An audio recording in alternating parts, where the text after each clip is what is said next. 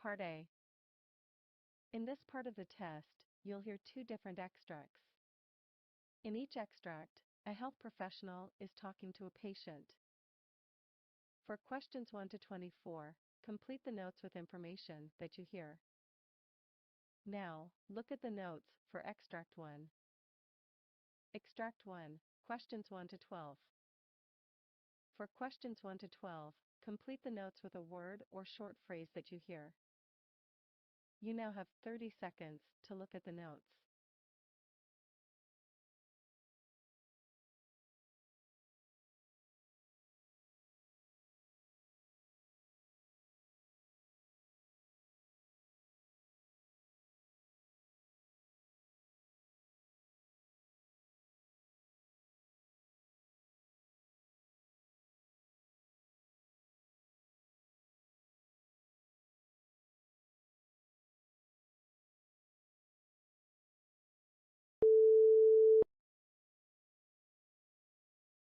Hello, doctor. May I come in?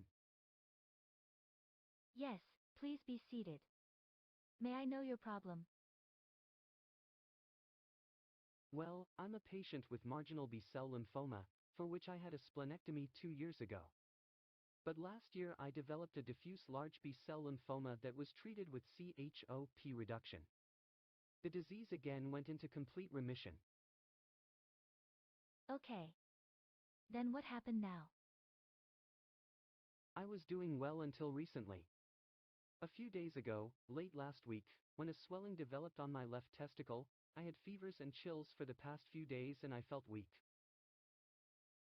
What's your age? 45, doctor. Do you drink or smoke? Well, I used to smoke and drink, but I quit completely. Your previous illness and surgeries. I had B-cell lymphoma and diffuse large cell lymphoma. I had a splenectomy. Are you taking any medications? No, doctor. Are you allergic to any medications? No, doctor. May I know your family history of illness? Well, my mother had paralysis before she died at 70. My father is deceased at the age of 84 of head and neck cancer. My 56-year-old brother with type 2 diabetes and blindness are secondary to diabetic retinopathy. My 41-year-old younger brother has hypertension and my younger sister has thyroid disease. Okay, well. As per the laboratory data, your white blood count is 13.8, hemoglobin 14.3, hematocrit 42.4, platelets 235,000, SMA 7 shows potassium of 3.9, and glucose is 213. Physical examination shows no conjunctival pallor or Icarus. No adenopathy, no corticoid bruits, lungs are clear, no gallop or murmur in the heart. Your right testicle is markedly erythematous and swollen and tender. Endocrine shows symptoms of type 2 diabetes mellitus. You have left testicular swelling. It is tender. Etiology possible epididymitis or possible torsion of the testes. You have a history of diffuse large cell lymphoma and remission.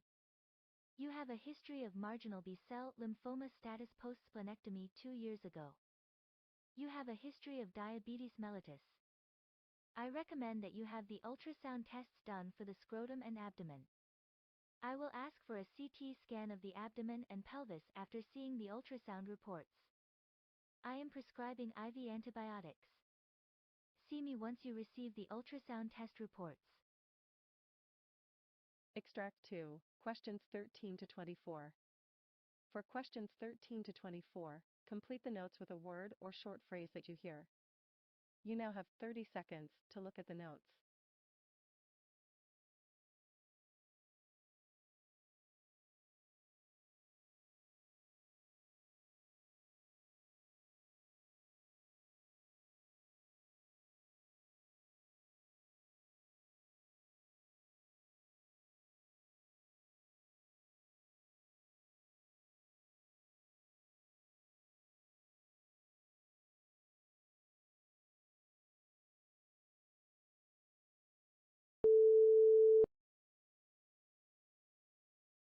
Hello, doctor. Good morning.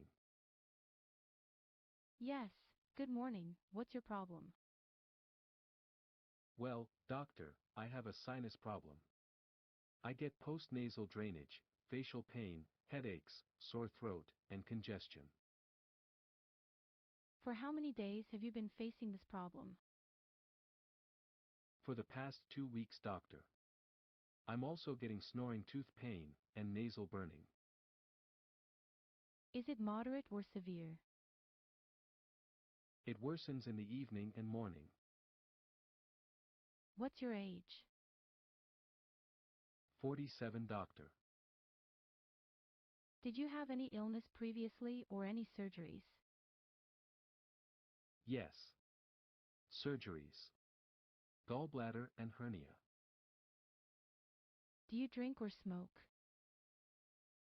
I don't drink, but I smoke 1 pack of cigarettes per day for the past 15 years. Does any of your family members have any illness? Yes, I have a family history of allergies and hypertension. What are the medications you are taking? Claritin Dilantin and Rhinocort nasal spray. Are you allergic to any medicine? No, doctor. Well, your auricle external auditory canals reveal no significant abnormalities bilaterally. TM's intact, with no middle ear effusion, and on mobile to insufflation. Your intranasal exam reveals moderate congestion and purulent mucus. Your oropharyngeal examination shows teeth alveolar ridges reveal a missing molar. Examination of the posterior pharynx shows a prominent uvula and prominent postnasal drainage. The palatine tonsils are 2+ and cryptic. The palpation of the anterior neck reveals no tenderness. Examination of the posterior neck shows mild tenderness to palpation of the suboccipital muscles. Facial examination shows there is bilateral maxillary sinus tenderness to palpation. Waters View X-ray reveals bilateral maxillary mucosal thickening. You have acute maxillary sinusitis 461.0, snoring 786.09. Well, I am prescribing you Augmentin 875 mg twice a day and Mucofun 800 mg twice a day. Follow these medications for 3 weeks and meet me after that.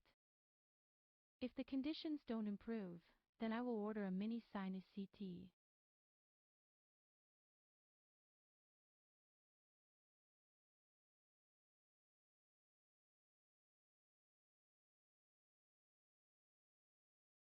That is the end of Part A. Now look at Part B. Part B. In this part of the test, you'll hear 6 different extracts. In each extract, you'll hear people talking in a different healthcare setting. For questions 25 to 30, choose the answer A, B, or C, which fits best according to what you hear. You'll have time to read each question before you listen. Complete your answers as you listen. Now look at question 25. You hear a discussion between a doctor and nurse about hypoxemia and its causes. Now read the question.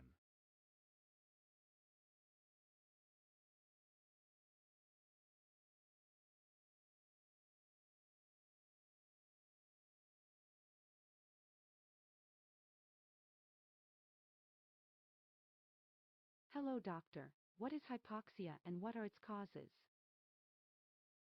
Well, hypoxia means low oxygen but is described as a deficiency in the amount of oxygen that reaches the body tissues. Hypoxia differs from hypoxemia, which means an insufficient amount of oxygen in the blood. In hypoxic hypoxia or hypoxemia, the tissues do not get an adequate amount of oxygen since there is a lack of oxygen in the blood flowing to the tissue. Generally, hypoxic hypoxia is caused due to inadequate breathing and other causes. In anemic hypoxia, low levels of hemoglobin lead to a decreased ability of the blood to carry the oxygen that we breathe in. Therefore, the tissues get a diminished supply of oxygen. The stagnant hypoxia or circulatory hypoxia is caused due to inadequate blood flow resulting in less oxygen supply to the tissues. In histotoxic hypoxia, the tissues are incapable of utilizing the adequate amount of oxygen available, despite the adequate oxygen inhaled through the lungs and delivered to the tissues. Metabolic hypoxia occurs when there is excessive demand for oxygen by the tissues than usual. Oxygen may be absorbed, transported, and used properly by the tissues. However, due to a condition that raises metabolism, it is still insufficient. Sepsis is a perfect example of this. You hear a lecture about the disease called botulism. Now read the question.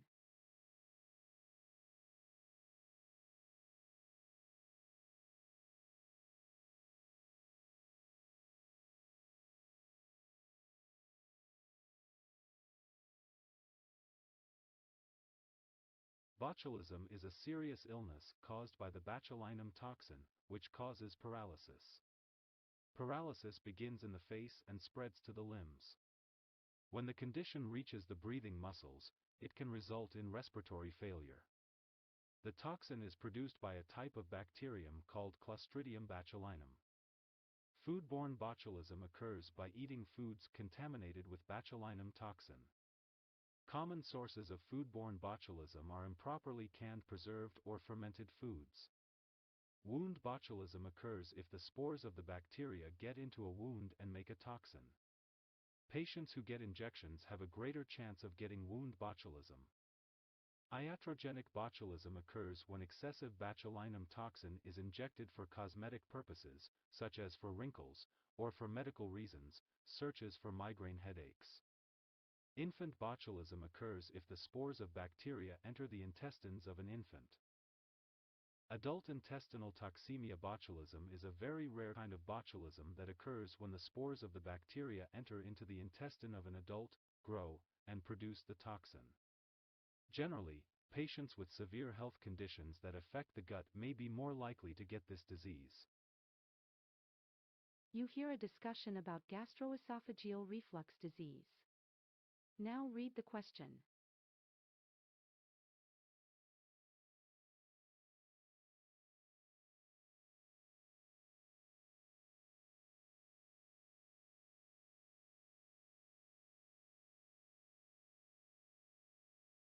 Doctor, what are the different causes of gastroesophageal reflux disease? Gastroesophageal reflux disease, or heartburn, is caused in many different ways.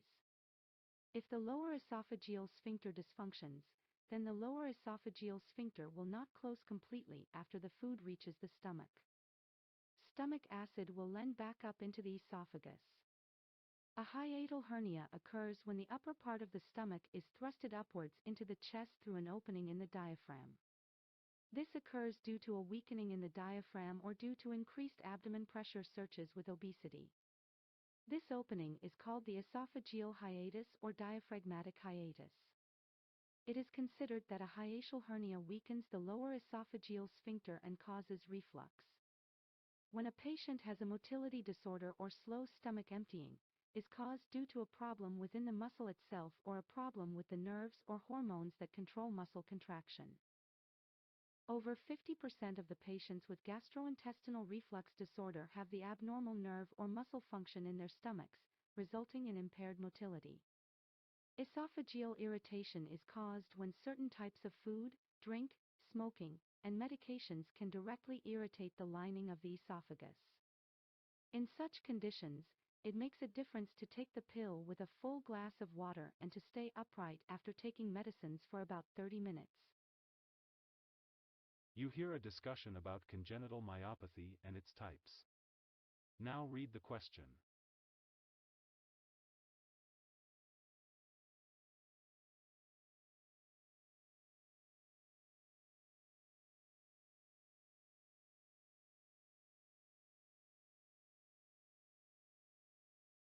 Hello doctor, what is congenital myopathy and what are its types? Congenital myopathy means that a person is born with myopathy. Sometimes a hereditary medical illness does not develop symptoms until a person grows into an adult. Mitochondrial myopathy is caused by a defect in the energy-producing part of the cell called the mitochondria. There are several types of mitochondrial myopathy that are caused by hereditary mutation abnormalities in the genes. However, they can also occur without any family history. A metabolic myopathy is a group of diseases caused by metabolic problems that interfere with muscle function. Generally, this condition is caused by defects in the genes that code for certain enzymes that are essential for normal muscle movement. A Nemelin myopathy is a group of disorders characterized by the presence of structures called Nemelin rods in the muscles. Nemelin myopathy is often linked with respiratory muscle weakness. Central core myopathy is an inherited disease causing weakness, bone problems, and severe reactions to some medicines. Muscular dystrophy is a group of diseases caused by degeneration of the muscle or abnormality formed muscle cells or abnormally formed muscle cells. The main difference between myopathy and muscular dystrophy is that muscles do not function properly in myopathy, whereas the muscles degenerate in muscular dystrophy. You hear a discussion about primary brain tumors. Now read the question.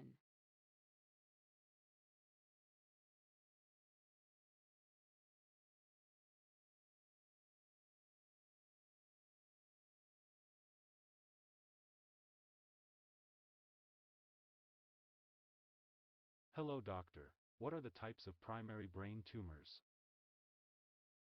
Well, there are many types of primary brain tumors that are named according to the type of cell or the part of the brain in which they start. For instance, most primary brain tumors begin in the glial cells. This type of tumor is called a glioma. Among adults, the most common types of brain tumor are astrocytoma. Tumor arises from star-shaped glial cells called astrocytes. It can be any grade in adults and astrocytoma. Most often arises in the cerebrum. Oligodendroglioma tumor begins from cells that make the fatty substance that encases and protects nerves. It usually occurs in the cerebrum. Oligodendroglioma tumors can be either grade 2 or 3. Meningioma tumor begins in the meninges. It can be grade 1, 2, or 3. It's usually benign at grade 1 and grows gradually. You hear a discussion about different types of aspergillosis. Now read the question.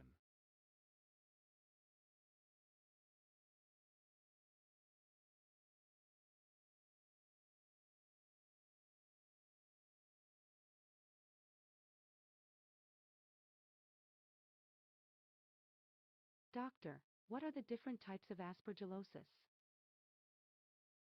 Well, aspergillosis is a disease caused by Aspergillus, a common mold or a type of fungus that lives indoors and outdoors. Commonly people breathe in Aspergillus spores daily without getting sick. However, people with weak immune systems or lung diseases are at higher risk of developing health problems due to Aspergillus. There are different types of aspergillosis. Allergic bronchopulmonary aspergillosis causes inflammation in the lungs and allergy symptoms such as coughing and wheezing, but doesn't cause an infection. Allergic Aspergillus sinusitis causes inflammation in the sinus, and symptoms of a sinus infection are drainage, stuffiness, or headache. In the cutaneous aspergillosis, as spillages enters the body through a break in the skin and causes infection, usually in patients with weak immune system. Aspergilloma, also called a fungus ball. It is a ball of aspergillus that grows in the lungs or sinus but usually does not spread to other parts of the body. Chronic pulmonary aspergillosis is a long-term condition that lasts for about 3 months and that can cause cavities in the lungs. One or more fungal balls may also be present in the lungs. Invasive aspergillosis is a serious infection that usually affects patients with weak immune systems, such as organ transplant or a stem cell transplant patient. Invasive aspergillosis most commonly affects the lungs, but it can also spread to other parts of the body.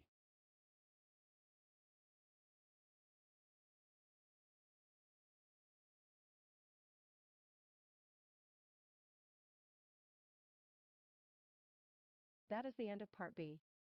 Now look at Part C. Part C. In this part of the test, you'll hear two different extracts.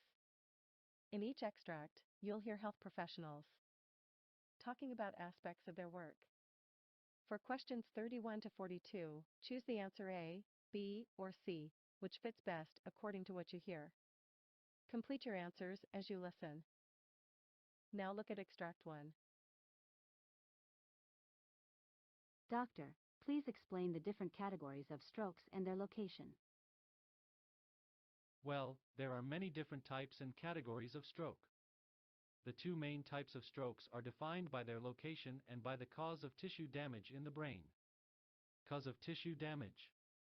Often the causes can help determine the prognosis and appropriate method of treatment. A stroke caused by a blood clot is known as an ischemic stroke caused due to the lack of blood supply oxygen and vital nutrients to a specific region of the brain tissue. An ischemic stroke may be caused by an embolus, a blood clot traveling from another part of the body. It may be caused by a thrombus as a result of cerebrovascular disease. Or it may be caused due to vasospasm, the sudden severe narrowing of a blood vessel in the brain. Bleeding of a blood vessel in the brain results in a hemorrhagic stroke. At times, the rupture of a brain aneurysm causes bleeding. Extreme changes in blood pressure may trigger the rupture of a brain aneurysm. At times, a region of the brain that was damaged by enzemic can bleed within the first few days after a stroke, causing a secondary hemorrhage. A watershed stroke is caused by low blood pressure or low blood flow compromising the blood supply to susceptible regions of the brain. A watershed stroke may occur in areas of the brain that are supplied by tiny arteries. Strokes are also characterized by their location. Since the affected part of the brain links to specific neurological or behavioral deficits, a cortisol stroke affects the cerebral cortex that controls high-level processing. Different parts of the cerebral cortex control different functions. Frontal cortex or frontal lobe stroke often causes muscle weakness on the opposite side of the body and trouble with decision-making. Patients with a stroke involving the frontal cortex may display socially inappropriate behavior and paranoia, or may regress in maturity. Occasionally, this may result in loss of bladder or bowel control. The operational cortex is involved with the integration of language and sensation. Patients with operational stroke often display impaired sensation or trouble with speech. The occipital cortex involves vision, therefore a stroke in this area may cause partial or complete loss of vision on the opposite side of the occipital region affected. The temporal cortex is involved with language and hearing. Patients with a temporal lobe stroke often have trouble understanding spoken or written language. A subcortical stroke affects the deeper regions of the brain. Usually, a thalamic stroke causes significant sensory deficits on the opposite side of one or more parts of the body, even when the stroke affects a relatively small region of the brain. A stroke affecting the internal capsule may affect the sensory or motor function of one or more parts of the opposite side of the body. A brainstem stroke causes a wide variety of symptoms and signs. It may cause weakness, sensory changes, or troubling speech. This condition can affect the movement of the opposite side or the same side of the face or mouth. Patients with a brainstem stroke may have trouble with eye movements manifesting double vision or blurred vision. In addition, the brainstem controls breathing and regulates the heart rate. A brainstem stroke may affect vital functions even when a relatively small area is affected. Some strokes are named after the blood vessel that was bleeding or blocked. The most commonly identified blood vessel in a stroke is the middle cerebral artery, which causes a large cortical stroke affecting the temporal and parietal lobes.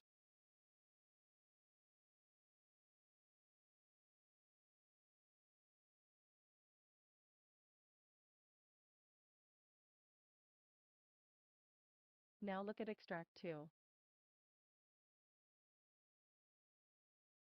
Extract 2, questions 37 to 42. You now have 90 seconds to read questions 37 to 42. Hello everybody. I am going to explain to you the different types of hemolytic anemia. Hemolysis is the breakdown of red blood cells that typically have a lifespan of 120 days. After this duration, they die and break down. One of the main functions of red blood cells is to carry oxygen to every part of our body. Therefore, in case the red blood cells break down abnormally, there will be very few of them to carry oxygen to our body parts. Certain diseases and conditions cause red blood cells to break down too early, resulting in fatigue and other more severe symptoms. There are different types of hemolytic anemia, and the conditions can be either inherited or acquired. Let me explain to you certain disorders and conditions of different types of hemolytic anemia. Inherited hemolytic anemias usually occur due to a faulty gene that controls red blood cell production. While moving through the bloodstream, abnormal red blood cells may be fragile and break down. Sickle cell anemia is a severe inherited disease where the body produces abnormal hemoglobin, causing the red blood cells to have a crescent or sickle shape. Sickle cells usually die within 10 to 20 days, as the bone marrow can't produce new red blood cells fast enough to replace the dying red blood cells. In the U.S., sickle cell anemia mainly affects African Americans. Thalassemias are inherited blood disorder where the body can't produce certain types of hemoglobin in adequate quantity, causing the body to produce less healthy red blood cells. Hereditary spherocytosis occurs when the outer covering of red blood cells, called the surface membrane, is defected. In this condition, red blood cells have an abnormally short lifespan and a ball-like or sphere shape. Hereditary elliptocytosis or ovalocytosis causes a defective cell membrane, in which red blood cells are abnormally oval in shape, are not as flexible as normal red blood cells, and have a shorter lifespan than healthy cells. Glucose 6-phosphate dehydrogenase deficiency occurs when the red blood cells are missing an important enzyme called G6PD. The lack of enzyme causes the red blood cells to rupture and die when they contact with certain substances in the bloodstream. For patients with G6PD deficit, severe stress, infections, and certain drugs or foods can cause the destruction of red blood cells.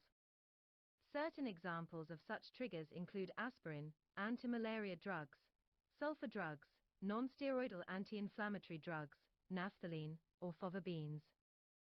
Pyruvate kinase deficiency is caused when the body is missing an enzyme called pyruvate kinase. And with this condition, the red blood cells tend to break down quickly. Acquired hemolytic anemias occur when hemolytic anemia is acquired. In this condition, although the red blood cells may be normal, certain diseases or other factors will cause the body to destroy the red blood cells in the spleen or bloodstream with immune hemolytic anemia. The immune system destroys healthy red blood cells. The three main classifications of immune hemolytic anemia are autoimmune hemolytic anemia, which is the most common hemolytic anemia condition. For some unknown reason, this disease causes the body's own immune system to produce antibodies that start attacking our own healthy red blood cells. This disease may become severe and grow very aggressively. Alloimmune hemolytic anemia occurs when the immune system attacks transplanted tissues, a blood transfusion, or the fetus in some pregnant women. This disease can occur if the transfused blood is a different blood type than our own blood, and it can also occur during pregnancy. When a woman has rhesus-negative blood and her fetus has rhesus-positive blood, drug-induced hemolytic anemia occurs when a medicine triggers the immune system to attack its own red blood cells. In such cases, one may be drug-induced hemolytic anemia. Chemicals in medicine, such as penicillin, can attach to red blood cell surfaces and cause the development of antibodies. Mechanical hemolytic anemias cause physical damage to red blood cell membranes, which can cause destruction at a faster rate than normal. The damage may be caused by changes in the small blood vessels or due to certain medical devices. High blood pressure during pregnancy is called preeclampsia, or a condition that causes seizures in pregnant women called eclampsia. Malignant hypertension, or a rare blood disorder such as thrombotic thrombocytopenic purpura that causes blood clots to form in small blood vessels throughout the body. Moreover, participating in strenuous activities can also result in blood cell damage in the limbs at times.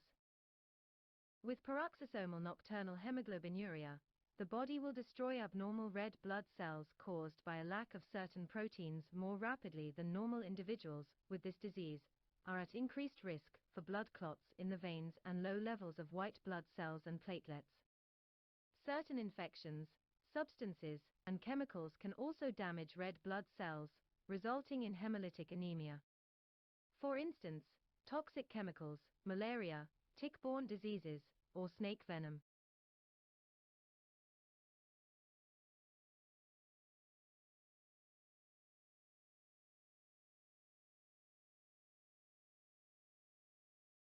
That is the end of Part C.